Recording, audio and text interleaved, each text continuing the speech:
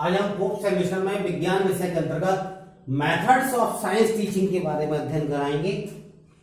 यानी शिक्षण की प्रमुख विधियां या शिक्षण की विधियां क्या हैं, यानी पढ़ाते समय किन किन विधियों का हम प्रयोग कर सकते हैं उनके बारे में अध्ययन कराएंगे।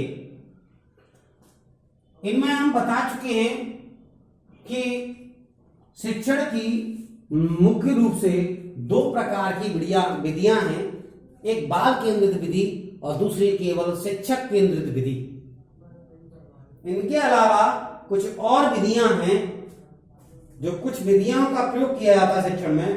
उन पहली विधि है अवलोकन विधि, जिसे ऑब्जर्वेशन मेथड के नाम से जानते हैं, जिसे हम ऑब्जर्वेशन मेथड्स के नाम से जानते हैं और इसको हम अवलोकन विधि कहा जाता है। दूसरी विधि है मॉडल निर्माण विधि, यानी हम किसी मॉडल के अनुसार, किसी मॉडल को देख करके, रोल मॉडल को देख करके हम उसके अनुसार कुछ सीख प्राप्त कर सकें, उसको मॉडल निर्माण विधि यानी मॉडल्स के नाम से जानते हैं। तीसरी विधि है खेल विधि, इसे प्लेइंग मेथड्स के नाम से जानते हैं। और लर्निंग बाय डूइंग, इसको भी हम कह सकते हैं, इसका दूसरा नाम हो सकता है खेल विधि या लर्निंग बाय डूइंग। यहां पर बालक खेल के मैदान में कुछ न कुछ करके सीखता है। जीवन गाथा विधि, इसमें किसी महापुरुष की लाइफ हिस्ट्री को उसको बताया जाता है और उस लाइफ हिस्ट्री के जो आदर्श होते हैं, जो आइडियल्स होते हैं, उनको देख करके बालक सीखने का कार्य करता है। उसको हम जीवन गाथा विधि के नाम से या लाइफ हिस्ट्री आइडियल्स के नाम से भी जानते हैं। और पांचवी विधि है अभिनय विधि, अभिनय को कहते हैं रोल मॉडल के नाम से भी जानते हैं या ड्रामेटिकल मेथड्स के नाम से जानते हैं। ड्रामा के द्वारा हम बहुत सी चीजों को जानते हैं। इन सभी चीजों का बताने का अभिनय है। गांधी जी ने अपनी जीवन की जो गाथा है, लाइफ हिस्ट्री है, अपनी जीवनी है, उसमें लिखा है कि जब मैं छोटा था तो मैंने चलचित्र के माध्यम से श्रवण कुमार का नाटक देखा और श्रवण कुमार के नाटक से ने मेरे अंतर मन आत्मा पर एक छाप छोड़ दी कि श्रवण ने अपने अंधे माँ बाप को की बहुत बड़ी सेवा की, उनको एक तराजू नुमा, तकली नुमा बना करके डंडे पर बांध करके और उसमें दोनों को पल्लों में बिठा करके तीर्थ यात्रा पर ले गया। शायद ही कोई ऐसा पुत्र रहा हुआ जिसने इस प्रकार की अपने माँ बाप के प्रति श्रद्धा और कर्तव्य निर्भर किया, परायणता की होगी। तो उसको देख करके महात्मा गांधी के मन मस्तिष्क पर अमिट छाप स्थापित हुई। तो इसका मतलब क्या है कि इन मेथड्स के द्वारा भी बालक कुछ न कुछ सीखता रहता है। अवलोकन की बात करें तो अवलोकन में बहुत सी चीजों को देख करके बालक सीख जाता है। अवलोकन देखना कहा जाता है। इसके संदर्भ में कुछ मैं प्राचीन इतिहास के बारे में वर्णन करूंगा। महाभारत काल में द्रोणाचार्य ने एकलव्य को पढ़ाने से यानी उसको टीचिंग करने से मना कर दिया। मना करने का रीजन ये था कि उस समय गुरुकुल शिक्षा प्रणाली थी और गुरुकुल शिक्षा प्रणाली में केवल और केवल ब्राह्मणों के पुत्र और राजकुमार यानी राजा के पुत्र ही गुरुकुल शिक्षा प्रणाली में गुरुकुल में रहकर के शिक्षा प्राप्त कर सकते थे। चूंकि एकलव्य इनमें से कोई भी नहीं था और उसने सीखने का मन बनाया, यानी अधिगम का मन बनाया, शस्त्र विद्या सीखने का मन बनाया। तो उसने द्रोणाचार्य की एक मूर्ति स्थापित की और द्रोणाचार्य की मूर्ति के सामने बैठ गया। जिस प्रकार से द्रोणाचार्य अन्य राजकुमार को यानी कौरवों और पांडवों को सिखाते थे, जिस प्रकार से उनको बताते थे, तो वह दूर से बैठा उसका अवलोकन कर रहा होता कि धनुष को इस प्रकार से पकड़ना है, गदा को ऐसे पकड़ना है, प्रतिष्ठा ऐसे चढ़ानी है, लक्ष्य का भेदन इस प्रकार से करना है, ध्यान केंद्रित किस प्रकार से किया जाए, ये सारी चीजें ऑब्जर्वेशन के रूप में आती है। और यह अवलोकन करके उसने भी पांडवों के समान या अन्य राजकुमारों के समान शस्त्र विद्या में निपुण हो गया, धनुष चलाने में निपुण हो गया। यह एक प्रकार की अवलोकन विधि है। अवलोकन विधि के बारे में और भी हम उदाहरण दें, जैसा कि यहां पर दिखाई दे रहा है चार्ट में, देखेंगे ये चार्ट, इस चार्ट में देख रहे हैं A for Apple. A for Apple का मतलब है कि ए की जो शेप बनी हुई है और उसके साथ में एप्पल रखा हुआ है। जब बच्चे को ए फॉर एप्पल करके बताया जाता है, बार बार रिपीट किया जाता है, तब बालक जब भी उसको एप्पल दिखाई देता है तो ए की याद आ जाती है। बी फॉर बॉल, जब बॉल दिखाई दे जाती है तो बी फॉर बॉल बोलता है, या हम बी बोलते हैं तो बॉल कहना शुरू कर देता है। जब उसको बिल्ली दिखाई देती है तो उसको कैट बोलता है, C for cat, D for dog, E for elephant. यह भी अल्फाबेट में जब उसको कोई मॉडल या अवलोकन कराया जाता है तो ऐसी कंडीशन में वह बालक उस बताई गई वस्तु को सीख लेता है, और यह एक प्रकार से अवलोकन विधि का ही उदाहरण है। वापस अपने ब्लैक बोर्ड पर आएंगे। अवलोकन विधि का उदाहरण है, देख करके सीख जाता है, इसको हम अवलोकन विधि कहते हैं। अवलोकन विधि के बारे में बताया गया है, गुडे और हार्ट ने बताया कि विज्ञान का प्रारंभ अवलोकन से ही होता है तथा इसकी पुष्टि के लिए अवलोकन में ही लौटना पड़ता है। यानी किसी भी हम एक्सपेरिमेंट को साइंस में कर रहे होते हैं तो उसका ऑब्जर्वेशन बहुत ही जरूरी है। जैसे मैंने न्यूटन्स लॉ के बारे में बताया, न्यूटन ने ग्रेविटी के बारे में एक सिद्धांत लागू किया कि पृथ्वी प्रत्येक वस्तु को अपनी ओर आकर्षित करती है, और जिस आकर्षित करती है उसे, जिस बल से आकर्षित करती है उस बल का नाम उन्होंने गुरुत्वाकर्षण बल दिया। और यह भी उन्होंने एक अवलोकन के द्वारा ही दिया। अवलोकन में उन्होंने बताया कि प्रत्येक वस्तु नीचे की ओर आती है, ऊपर की ओर नहीं जाती। जो जितने भी लॉ दिए उन्होंने ऑब्जर्वेशन किया, और जितने भी हम शोध करते हैं, जितना भी हम टीचिंग में बात करते हैं, जितने भी एक्सपेरिमेंट करते हैं, उन सभी में ऑब्जर्वेशन का बड़ा ही महत्व होता है। इन ऑब्जर्वेशन के द्वारा हम विभिन्न प्रकार की विधियों को तुरंत ही सीख जाते हैं, जैसे कि पेड़ से फल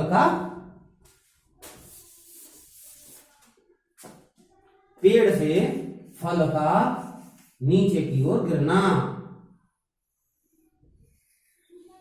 ये आम है और ये क्या हुआ, नीचे की तरफ आता है, पृथ्वी पर गिर जाता है टूट करके।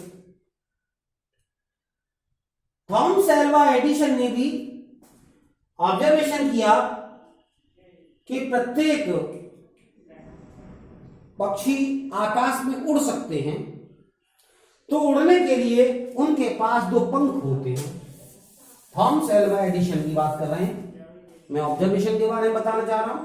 अब इसके गुण क्या हैं, अब गुण क्या है इनके बारे में बाद में चर्चा करूंगा। तो उन्होंने कहा कि ये पक्षी है, और ये पक्षी अपने इन पंखों की सहायता से ही उड़ते हैं और एक स्थान से दूसरे स्थान पर चले जाते हैं। फिर उसने दूसरा ऑब्जर्वेशन किया कि इन पक्षी जो खाते हैं वो कीट पतंगे खाते हैं, और इन कीट पतंगे खा जाते हैं, और कीट पतंगे खाने से इनको उड़ने में मदद मिलती है। जब तक ये कीट पतंगे नहीं खाएंगे तो इनको ये उड़ नहीं सकते। तो थॉमस एल्वा एडिसन ने क्या किया कि अपने यहां जो मेड थी, ये नौकरानी थी, उसकी बेटी को बुलाया और बहुत से कीट पतंग इकट्ठे किए, और उन कीट पतंगों का एक सॉल्यूशन तैयार किया, यानी घोल तैयार कर लिया, और उसकी नौकरानी की बेटी को जबरदस्ती पिला दिया। और जैसे ही पिलाया, कुछ दिनों बाद या नेक्स्ट डे वह नौकरानी की लड़की बीमार हो गई। फिर थॉमस एल्वा एडिशन उसके पास गए और उन्होंने सोचा कि यह उड़ने लगेगी, इसके पंख आ जाएंगे और ये उड़ने लगेगी, लेकिन ऐसा नहीं हुआ। ऑब्जर्वेशन की बात मैं करने जा रहा हूं कि उन्होंने देखा पंखों की सहायता से उड़ते हैं, बिल्कुल बात सही थी। कीट पतंगे के द्वारा वो भोजन प्राप्त करते हैं, ये भी बात सही थी कि भोजन के रूप में कीट पतंगे खाते हैं और कीट पतंगों से ही उन पक्षियों को ऊर्जा प्राप्त होती है, एनर्जी मिलती है, इसी को हम पोषण कहते हैं। ये बात तो सही थी, ये ऑब्जर्व कर रहे थे। दूसरा मैं आपको थोड़ा सा और बताऊं, मैं जेम्स वाट के बारे में बताऊं। जेम्स वाट ऑब्जर्व कर रहे थे कि उनके यहां केतली पर यानी अंगीठी पर केतली रखी हुई थी और इस केतली में कुछ चीज उबल रही थी और केतली का जो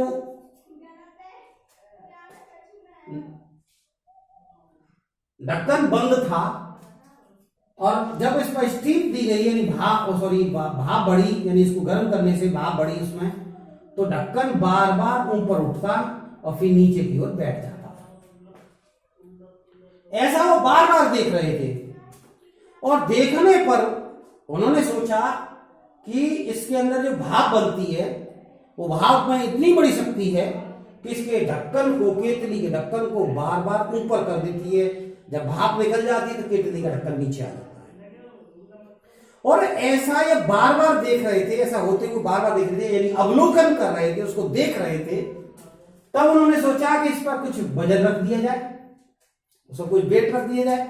उन्होंने उसके ढक्कन पर छोटा सा वेट रख दिया, थोड़ा पत्थर का टुकड़ा रख दिया। जब उसमें प्रेशर बढ़ा, भाप का स्टीम बढ़ी और वो ढक्कन भी फिर पुनः ऊपर की तरफ उठ गया। फिर उन्होंने थोड़ा सा और वेट बढ़ाया तो वो भी उठ गया। तो उन्होंने इसे सोचा, यह देखा कि इस भाप में शक्ति होती है जो किसी भारी से भारी वस्तुओं को ऊपर धकेलने का कार्य करती है या धकेलने का कार्य करती है।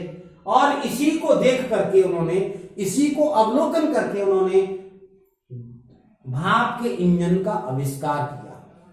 तो मैं कहना चाह रहा था कि अवलोकन में कोई सी विज्ञान की विधि हो, सभी में अवलोकन का, या विज्ञान हो या किसी भी अन्य सब्जेक्ट की बात हो, वहां पर अवलोकन का बहुत ही महत्व होता है। हम केमिस्ट्री के बारे में चर्चा करें, जब हमें कार्बोनेट का टेस्ट करना होता है लैब के अंदर, तो दिए गए मिश्रण में कार्बोनेट है या नहीं, इसकी उपस्थिति है या नहीं, इसकी उपस्थिति के बारे में हम बात करते हैं। तो दिए गए मिक्सचर को सबसे पहले हम क्या करते हैं, एक टेस्ट ट्यूब में लेते हैं। टेस्ट ट्यूब के अंदर थोड़ा सा मिक्सचर डाला और उसमें पानी डाला। पानी डालने के बाद देखते हैं कुछ क्रिया होती है या नहीं होती है, हल्का सा दूधिया रंग हो जाता है। फिर उन्होंने उसमें कुछ और डाला, यानी कोई HCl या H2SO4 डाला, तो देखा उसके बाद में कुछ और क्रिया हुई। तो उन्होंने इस पर सनसनाहट के साथ क्रिया हुई है, बुदबुदों के साथ कोई गैस निकली और उसको देखा सड़े अंडे जैसी है। तो ये ऑब्जर्वेशन करने से पता तो चलता है कि वो गैस कैसी है। और प्रत्येक एक्सपेरिमेंट में अवलोकन का विशेष महत्व होता है। अवलोकन अनुसंधान की सबसे प्राचीनतम तथा आधुनिक प्रणाली के रूप में वैज्ञानिक अवलोकन की विशेषताओं के बारे में वर्णन करते हैं। कुछ आवश्यकताएं होती हैं। कुशलता से किया गया अवलोकन, कुशलता से किया गया अवलोकन, उद्देश्यपूर्ण अवलोकन, व्यवस्थित अवलोकन, सावधानी से किया गया अवलोकन और सावधानी से लिया गया शुद्ध, वैधता और विश्वसनीयता अवलोकन। यानी प्रत्येक एक्सपेरिमेंट में वैधता यानी उसकी वैलिडिटी क्या है, उसकी सत्यता क्या है, इसके बारे में भी अवलोकन करना होता है। तो अवलोकन का विशेष ही महत्व। अवलोकन की विशेषताओं के बारे में बात करेंगे। यह वर्णनात्मक अनुसंधान का प्रमुख साधन है, यानी वर्णन करने के, यानी खोज में वर्णन करने के लिए, खोज को आगे बढ़ाने के लिए, उसके बारे में विशेष रूप से चर्चा करने के लिए अवलोकन का ही सहारा लेना होता है। व्यक्तित्व के विशेष गुणों को जितनी अच्छाई के साथ इस प्रत्यक्ष प्रणाली में ज्ञात किया जा सकता है, उतना अन्य किसी में नहीं होता। यानी व्यक्तित्व मापनी जिसको हम पर्सनालिटी टेस्ट के नाम से भी जानते हैं, और पर्सनालिटी टेस्ट में भी अवलोकन का विशेष महत्व होता है। जब हम किसी साइकोलॉजिस्ट के पास जाते हैं तो साइकोलॉजिस्ट को अपनी मनोदशा के बारे में हम अध्ययन करा रहे होते हैं, अपनी मनोदशा को दिखा रहे होते हैं कि हमें क्या प्रॉब्लम है, हमें अपने बारे में भी नहीं पता होता। तो मनोचिकित्सक उसको कुछ टेस्ट कार्ड देता है और टेस्ट कार्ड देख करके वह प्रयोज्य यानी जिसके पास समस्या है, जो वो अपने इलाज कराने के लिए आया है या मरीज है, उस पर वो कुछ टेस्ट करता है, और टेस्ट करते हुए वो ये देखता है कि वो मरीज को अपने पास बिठा लेता है और कुछ कार्ड देता है। इसमें टीएटी और सीएटी परीक्षण भी, रोसा स्याही धब्बा भी प्रमुख है। हरमन रोसा स्याही धब्बा, इनके बारे में आप फर्स्ट और सेकंड पेपर में पढ़ेंगे। उन कार्ड्स को जब दिखाता है तो दिखाने पर वह रोगी जिन कार्डों को देख करके प्रतिक्रिया करता है, क्या उसने प्रतिक्रिया की, उसका वो ऑब्जर्वेशन करता होता है, यानी देख रहा होता है, उसको नोट करता है, यानी उसको कुछ भय हुआ या हर्ष हुआ और उसने किस भाग को देखा। साइकोलॉजी के अनुसार जिस व्यक्ति को जिससे प्रॉब्लम होती है वह अपनी समस्या को सामने वाले व्यक्ति में, सामने वाली वस्तु में ढूंढने लगता है, और इसके साथ साथ ही वो किस प्रकार से रिएक्ट करता है उसको साइकोलॉजिस्ट नोट कर लेते हैं और उसके आधार पर कंक्लूजन देते हैं कि इसको इस प्रकार की समस्या है और इस प्रकार से इसका निदान डायग्नोसिस किया जा सकता है। तो अवलोकन किसी भी विधि में सबसे, यानी किसी भी ऑब्जर्वेशन में या किसी भी अनुसंधान में जो एक्सपेरिमेंट होते हैं या कितनी भी रिसर्च है उन सभी में श्रेष्ठ माना जाता है। विद्यालय भवन और उसकी भौतिक परिस्थितियां तथा छात्रों के अध्यापकों की व्यवहार पद्धति को ज्ञात करने में सबसे सुगम विधि है या सबसे सरलतम विधि है। यानी हमारे विद्यालय का भौतिक वातावरण कैसा है, भौतिक वातावरण का मतलब बिल्डिंग का बना होना, फर्नीचर कैसा है, हवा कैसी है, रोशनदान की व्यवस्था है कि नहीं, वहां पर साज सज्जा का सामान कैसा है ना, पंखों की व्यवस्था है कि नहीं, पेयजल की व्यवस्था है कि नहीं, लैट्रिन बाथरूम की व्यवस्था है कि नहीं, ये सब भौतिक संसाधन में आते हैं। यदि किसी भौतिक संसाधन का निरीक्षण किया जाए तो उसमें अवलोकन के द्वारा ही निरीक्षण किया जा सकता है। इसके लिए अध्यापकों के पढ़ाने के ढंग को देखने के लिए भी अवलोकन का विशेष महत्व होता है, जो कि ऑब्जर्वर करता है। जब आप सूक्ष्म शिक्षण यानी माइक्रो टीचिंग या मैक्रो टीचिंग कर रहे होते हैं तो जैसे आप पढ़ा रहे होते हैं उसके बारे में ऑब्जर्वर पीछे, यानी आपके प्राध्यापक, आपके टीचर या आपके गुरुजी आपका निरीक्षण कर रहे होते हैं और लिख रहे होते हैं, आपके कमेंट समालोचना व्यक्त करते हैं कि आपने ब्लैक बोर्ड पर टेढ़ा लिखा, यानी आप लिखते हैं, वो आप लिख रहे होते हैं, वो देख करके उसको लिख रहे होते हैं। ये एज ए अवलोकन कहलाता है। पाठ्य सहगामी क्रियाओं में के निरीक्षण की अनेक तथ्य प्राप्त किए जा सकते हैं। निरीक्षण के द्वारा, अवलोकन के द्वारा ही बहुत से तथ्य प्राप्त किए जा सकते हैं, देखने के द्वारा ही प्राप्त कर सकते हैं पाठ्य सहगामी क्रियाएं। हमें पाठ्य सहगामी क्रियाओं को हम कहते हैं CCA यानी को-कुरल एक्टिविटीज, यानी CCA पाठ्य सहगामी क्रियाएं, जहां पर यानी विद्यालय में पाठ्य सहगामी क्रियाओं का भी आयोजन होता है। यानी जहां हम बुक्स पढ़ने के साथ साथ सप्ताह में किसी एक घंटे में प्रत्येक सब्जेक्ट में या अन्य प्रकार से हम पाठ्य सहगामी क्रियाओं का आयोजन करते हैं। जैसे खेल कराना, ये पाठ्य सहगामी क्रिया है। निबंध का लेखन कार्य कराना, निबंध लिखवाना, पाठ्य सहगामी क्रिया है। संगीत के बारे में कराना, यानी गाना बजाना, संगीत, ये सभी क्या है, पाठ्य सहगामी क्रिया है। पोस्टर प्रतियोगिता कराना, यानी पोस्टर में पिक्चर बनवाना और उसके बाद में बच्चे का ऑब्जर्वेशन करना, किसने अच्छी बनाई है, किसने गलत बनाई, ये भी एक प्रकार के ऑब्जर्वेशन कहलाता है, यानी अवलोकन कहलाता है। इसके साथ साथ ही हम क्राफ्ट के बारे में बात करें, art and craft. Art and craft में भी ये पाठ्य सहगामी क्रिया है और उसमें अवलोकन का विशेष महत्व है। कल्चरल एक्टिविटीज, और कल्चरल एक्टिविटीज में को हम अभिनय विधि की भी कह सकते हैं, अपने अभिनय के द्वारा भी बता सकता है और उसको अवलोकन के द्वारा भी हम उसके बारे में देख सकते हैं, जान सकते हैं। अवलोकन का विशेष महत्व होता है। कक्षा में छात्रों के व्यवहार, स्कूल में उनकी स्थिति, उत्तेजना की प्रतिक्रियाएं, उसको स्वाभाविक रूप से ज्ञात कर सकते हैं हम इसको किसके द्वारा? अवलोकन के द्वारा। मैंने अभी बताया था साइकोलॉजिस्ट, मनोचिकित्सक जब वो किसी मनोरोगी का परीक्षण कर रहा होता है, उसका अवलोकन कर रहा होता है, उसके सबसे पहले उसके निदान करने के लिए सबसे पहले उसके सिम्टम्स देखता है, लक्षण क्या हैं, तो लक्षण करने के लिए कार्ड्स देता है या उनके द्वारा दिखता है, तो उसमें अवलोकन का विशेष महत्व होता है। अवलोकन के द्वारा ये पता लगा लेता है कि ये इस प्रकार से भय है, ये शोक है, इसे इसको अवसाद किस चीज का है, यानी मन अशांत क्यों है, इसके बारे में पता कर लेता है।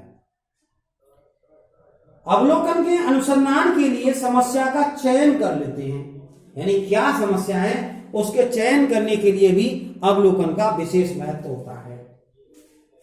समस्या के चुनाव से परिणाम की वैधता निर्धारित करने के लिए प्रत्येक स्तर पर उसकी उपयोगिता संदेह रहित होती है। यानी अवलोकन के द्वारा प्राप्त किया जाता है कि आकड़े के सिद्धांत के बारे में बात करें तो आकड़ी या उत्प्लावन बल के बारे में बात करें तो किन किन स्थितियों में वस्तु तैरती है उस सिद्धांत को बताते हैं और इसको देख करके छात्र सीख जाते हैं। देखने के बाद अवलोकन के बाद में जब वस्तु पानी की सतह पर तैर रही होती है उस समय पानी का यानी जो द्रव का जो दाब होता है नीचे से जो बॉटम से लगा होता है ऊपर की ओर आता है वह अधिक होता है और वस्तु का भार कम होता है। ऐसी स्थिति में वह वस्तु पानी की सतह पर कुछ डूब करके तैरती रहती है, जैसे कि नाव और जहाज। कुछ चीजें ऐसी होती हैं जो पानी में पूर्ण रूप से डूब जाती हैं, यानी उनमें वस्तु का भार अधिक होता है और पानी का जो दाब होता है, सॉरी प्रेशर होता है, वह कम होता है। ऐसी कंडीशन में वो वस्तु पूर्णतः डूब जाती है और डूबी रहती है। जहां पर वस्तु का दाब, सॉरी वस्तु का बल और द्रव्य का दाब बराबर होता है, ऐसी कंडीशन में वस्तु डूब करके तैरती रहती है। सबमरीन इन्हीं सिद्धांतों पर, उत्प्लावन बल के सिद्धांतों पर ही कार्य करती हैं। हम इनके लिए अवलोकन आंकड़ों के लिए हम कुछ अभिलेख यानी रिकॉर्ड तैयार करते हैं। उनको चिन्हांकन सूची कहते हैं, निर्धारण मापनी कहते हैं, रिक्त स्थानों की पूर्ति कहा जाता है और प्राप्तांक कार्ड कहा जाता है, जिनके बारे में हम कल विशेष रूप से चर्चा करेंगे। आज के लिए इतना ही। कल हम अवलोकन विधि के और पार्ट्स बताएंगे, मॉडल निर्माण विधि को बताएंगे, खेल विधि को बताएंगे, जीवन गाथा विधि के बारे में और बताएंगे। आज के लिए इतना ही। धन्यवाद।